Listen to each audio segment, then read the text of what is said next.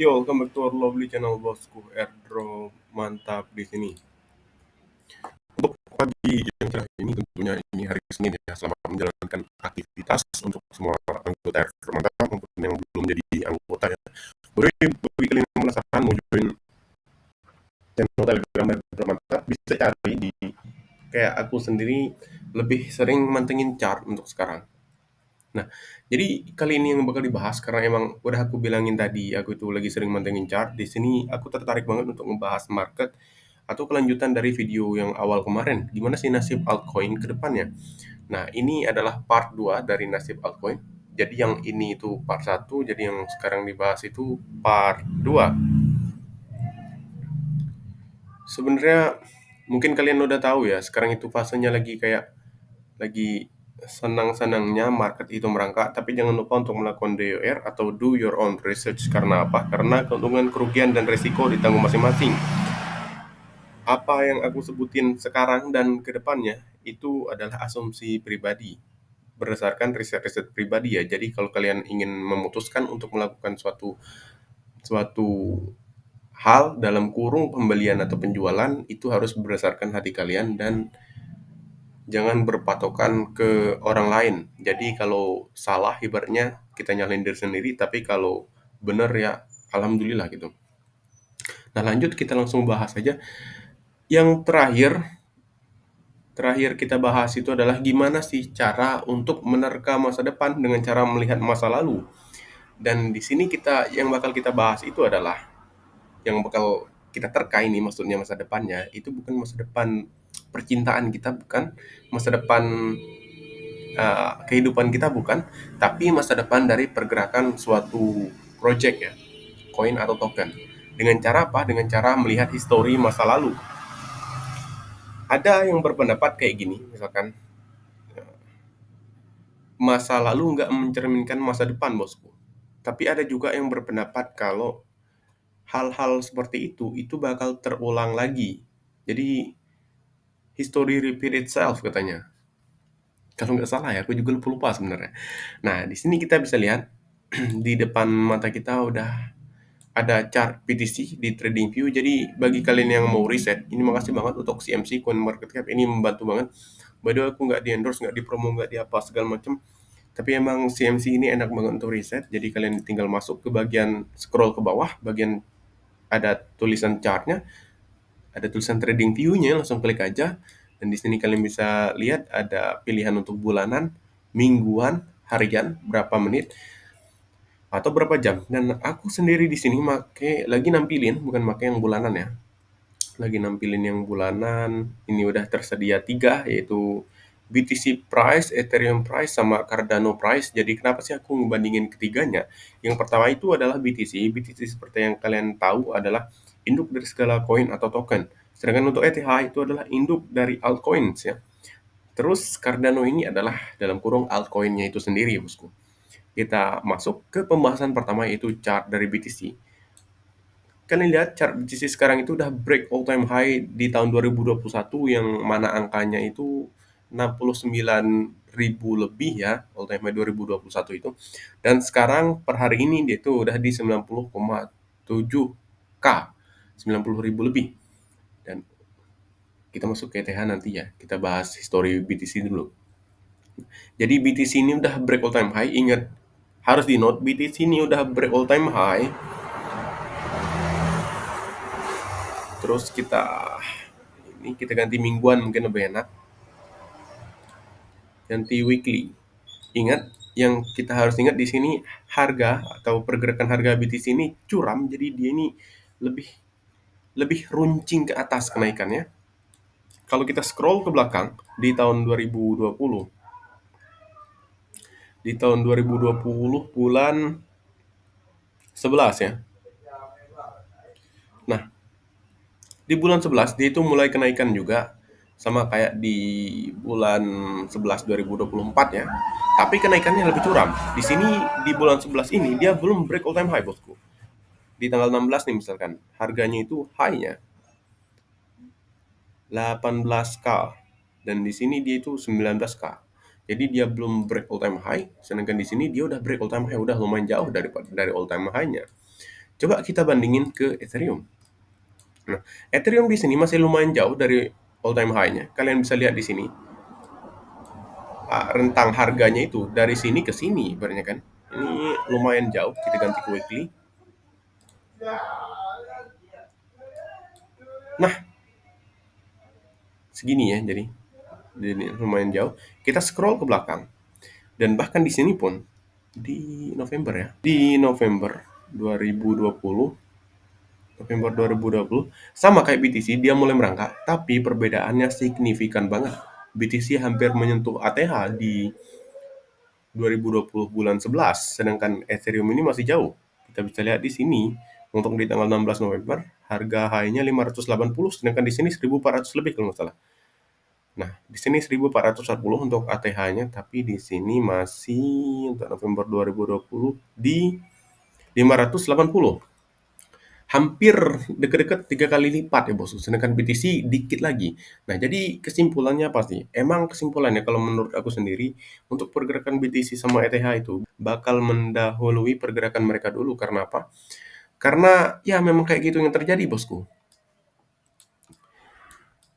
Terus kalau kita lihat juga, di sini chart ETH sebenarnya curam juga untuk kenaikan ke atasnya. Cuman, cuman untuk masalah ketinggian tadi lebih tinggi BTC ya. Terus eh, kencang pergerakannya lebih kencang BTC juga. Tapi untuk beberapa bulan ke depan, dia ini atau ETH ini mendominasi bosku. Jadi kenaikannya lebih signifikan daripada BTC, maka dari itu sebenarnya banyak orang yang mungkin lebih senang untuk masuk ke altcoin. Tapi sebenarnya kalau aku sendiri nggak merekomendasiin. Karena apa? Ingat aku udah bilang DOR di awal-awal tadi dan banyak di video sebelumnya. Karena apa? Karena sebenarnya altcoin ini high risk high return. Ada yang nyebut high risk high return, ada yang nyebutnya kayak uh, ya intinya high risk high return ya. Jadi jangan sampai ya, kita itu dapetin yang high risk-nya doang, tapi high return-nya nggak dapat. Kayak ibaratnya high risk no return, itu kan parah gitu kan. Nah, jadi berhati-hatilah dalam memilih suatu project untuk diinvestasikan atau dibeli gitu, atau dijual gitu ya.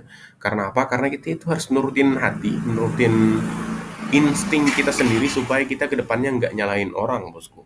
Nah, coba kita masuk ke bagian altcoin ya. Altcoin, altcoins. Kita ganti, ini udah masuk weekly ya, ini udah masuk weekly.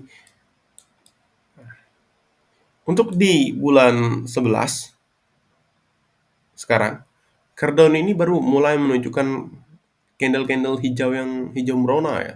Sedangkan BTC tadi udah muncul. Dia ini masih di bawah aja. Wajar kalau dia nunjukin candle hijau yang lumayan gede kayak gini. Sekali sekali keluar boom kan, sekali keluar boom. Nah, beda lagi sama ETH. Nah, inilah perbedaannya bosku. Kalian lihat altcoin itu di bawah ini kayak kayak istilahnya susah banget untuk merangkak, tapi sekali merangkak kena ya. Nah, kalau untuk ETH itu sendiri, ETH itu pertengahannya dari BTC sama altcoin, jadi kayak ibaratnya satu tambah satu terus dibagi gitu, kayak sejenisnya mungkin kayak ETH pergerakannya. Dia ini sedang lah, belum tembus ATH, tapi dia juga masih merangkak. Beda lagi sama altcoin tadi, dia merangkak dari bawah baru boom gitu. Oke, kita lihat histori masa lalunya bosku. Mirip nggak sih kayak histori masa sekarang gitu ya kan?